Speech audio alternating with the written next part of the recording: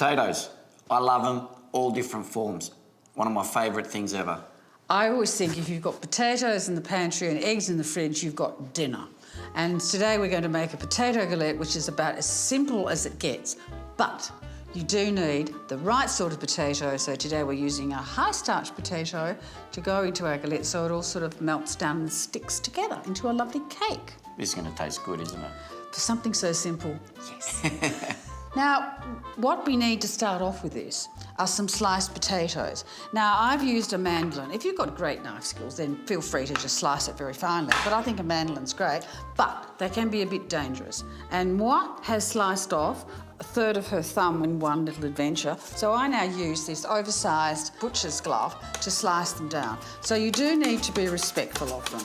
Now, would you mind grating me some parmesan, my dear? Not a problem. So what we're going to do now, we're just going to brush the bottom of the pan with some melted butter, and then we're going to have a layer of potatoes just around, single sort of layer, slightly overlapping.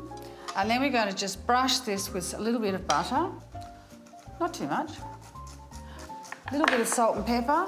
So we're basically delivering layers of flavour, and we're going to have a little tiny scattering of parmesan. Perfect. Look, there are so many different varieties of potatoes out there now that we just haven't had the option of before. So we've got royal blues, we've got kiflers. My favourite. Perfect for Love salads. those. Nardine, which is a good workhorse. And you can buy a lot of them in the small form. Do you know the biggest selling potatoes in the supermarkets is actually the little baby potatoes, because of course you can cook them without actually having to peel them, which we like. I peel my potatoes. Likewise. Very rarely. Even when I mash them, I'd quite like that potato sort of crush idea where you just sort of crush them down. So we want about 5 layers here. I've used about probably a kilo of potatoes, and that's sort of enough. And that would cost you like nothing. Nothing, exactly. But we're like a little team here, aren't we? Is this the 5th layer? I don't know, I've lost count. More butter, salt, another layer. So you can be really, you don't have to be fancy pants about all this stuff. Make the top layer a bit neater because it's going to be your presentation side. Okay. Now we're just going to put a little bit of salt and pepper on top and some butter, and you will sort of want that a bit more evenly on the top so you get that lovely golden brown. So then we pop that onto the stove till we get a nice brown bottom to it, and then we're going to pop it into about a 200-degree oven for about 35, 40 minutes until it's golden brown.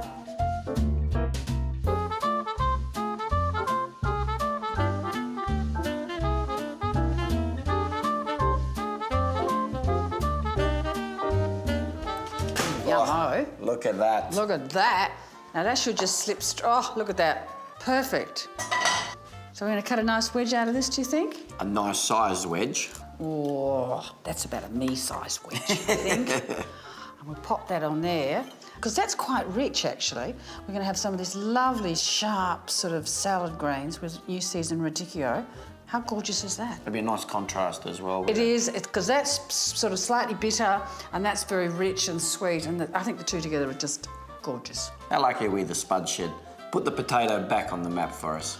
They've given us the choice.